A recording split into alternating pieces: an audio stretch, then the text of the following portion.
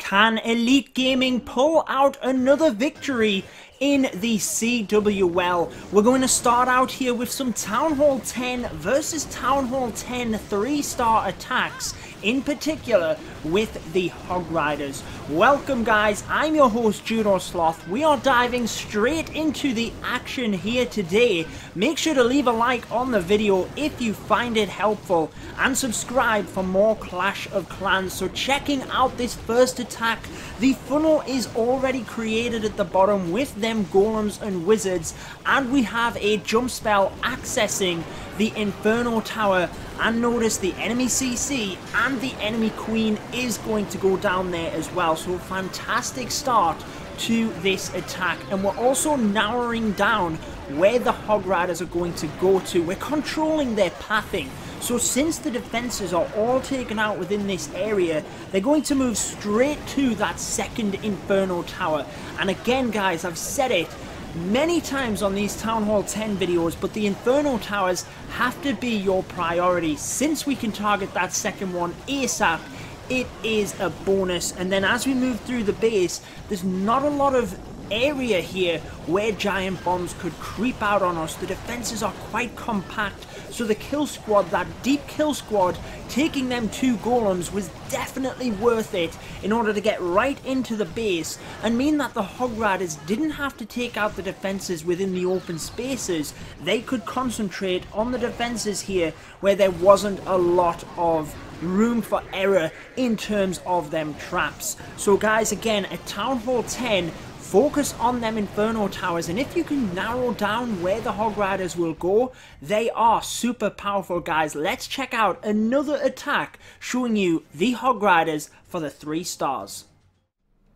Okay guys, so this base, you can see the Inferno Towers are a little bit more tricky to get to, but let's see how we take this one down. So we're actually starting out with a Queen Walk from right at the north of the base, and there was a few different attacks against this base, all using a similar entry before we clocked the 3-star. You can see that little wizard at the top there, enough to create the funnel and ensure that the queen will walk west and down the base here, where we will then merge that in with our kill squad. So the rage spells obviously used with the healers just to take her through that area where the defenses are quite thick and obviously doing a lot of damage. Then as you can see, again, beautiful use to lure the CC. That's going to go down, and the Inferno Tower is the target here. So once we've created that funnel, the golem comes in, one bowler is able to create the funnel along with the work we've already done right at the west of the base,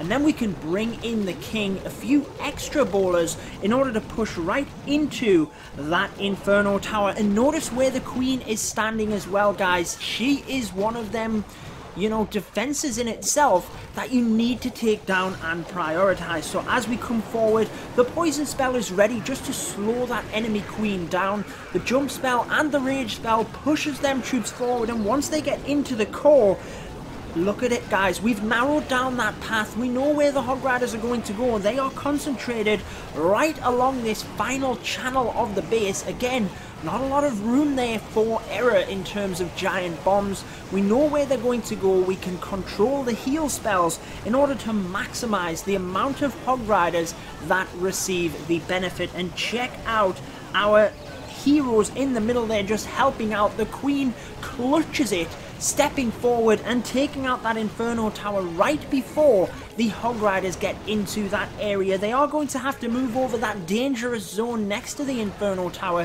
where there could have been potentially giant bombs, but like I said guys, we did have a few attacks on this base, so we knew where them traps were. And from this point, we then have the wizards creating the cleanup troops at the end alongside the Hog Riders, and it works brilliantly for the 3 stars. Let's check out another Town Hall 10v10 triple though with them Hog Riders. Okay guys, so the final Hog Rider attack, then we have a Town Hall 10 versus Town Hall 10 Dragon attack. That was by J-Mod, the guy that just attacked, got a 6-pack in this war, but I really like how this attack works with the Hog Riders, and you'll notice how they're all different guys. They are all base dependent, but again, hitting that Inferno Tower is key. Your Hog Riders will struggle to get through 2 Inferno Towers unless the base was seriously terribly designed. So the Queen coming forward again with them healers, taking out a mass of defenses from the bottom here, and that's helpful in itself because again you can control where the Hog Riders will go to. Check out that single bowler at the top creating the funnel, and again allowing us to send that kill squad in, which consists of the bowlers and the king pushing forward, and again we merge in with the Queen. So the Queen has taken out the west side of the base, then she's not going to just go down and become wasted, she's going to then be protected by the king and the bowlers, and if you can do that, guys, you are onto a winner. And notice how the 2 Inferno Towers are quite close together. Our kill squad will take that down, and again, another thing which is similar to them other base designs, the defenses on the back end here are very clumped together. There's not a lot of room for error in terms of where we could be surprised by giant bombs and things like that. And again, we can use them heal spells wisely where they are going to be affecting most of the Hog Riders. But again, guys, the Hog Riders, unless you have lots of them left, you can easily run out of time. So notice on the bottom here, the defenses are gone. Get those cleanup troops in. The wizard, the minions down there are helping out. Get them cleanup troops straight in to start taking out that area. And if you've missed an area of the base, we actually have an attack pretty soon where a part of the base is missed. Focus on that with the cleanup troops, because that will mean that your troops then don't have to come all the way back over. As you can see, only a couple of Hog Riders remain, and them cleanup troops were helpful. Look how they don't have to then go to the south of the base. That is taken care of, and that is no doubt what gives us the 3-star. We have one more Town Hall 10 3-star attack with the Dragons, so let's dive straight into it. Here we are then, the 6-pack, this time with the Dragons, and I'm always a big fan of the Dragons. I really like seeing them used, especially at higher play.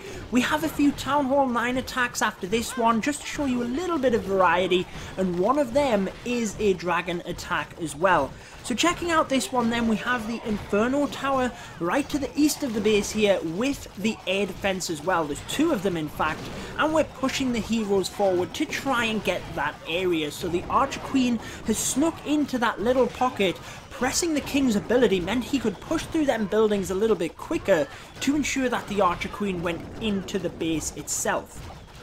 She's then doing a fantastic job here, taking out some of the defenses, hopefully trying to get that Inferno Tower and the other air defense, but actually we can target that straight away, so it's not a big deal. As long as she gets them air defense and creates that funnel, we can target straight onto the Inferno Tower itself. So that single balloon, very nicely used just to check for any air bombs. Then we can push them Dragons in, and look where they're going, guys. They're going straight to that Inferno Tower. The air sweeper is just out of range there, so a fantastic use to cut the Dragons in from that angle.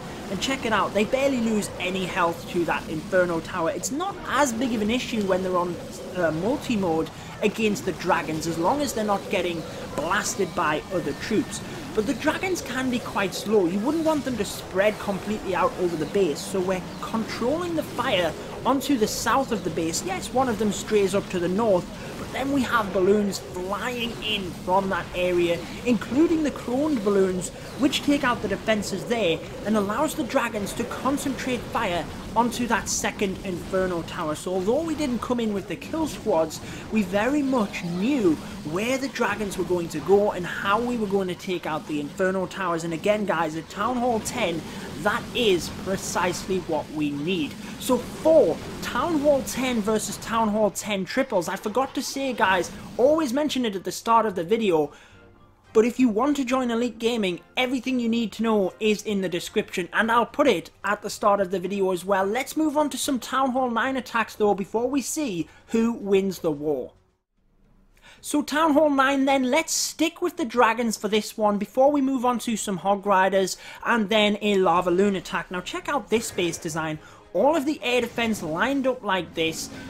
you know, they can be quite tricky for Lavaloon style attacks, especially when you have the wizard towers on one side, the air defense on another. But if you can pick apart and dissect the base, you can really use other troops to your advantage. Check out how Comeback King does this, guys. He sets that funnel, and then he's gonna send all of his troops right into that channel to take out all of the air defense. Now, not only does he do that, what we've been talking about in terms of the Hog Riders and the Dragons is just narrowing the path so that you can control where they're going to go and utilize them spells effectively. So this entire area here is going to go down. Once that is down, we can then focus on the top of the base, and it just means that the Dragons aren't going to spread out, they're not going to run out of time as much, and we can focus the fire. Now, we don't have to wait until that entire area is down.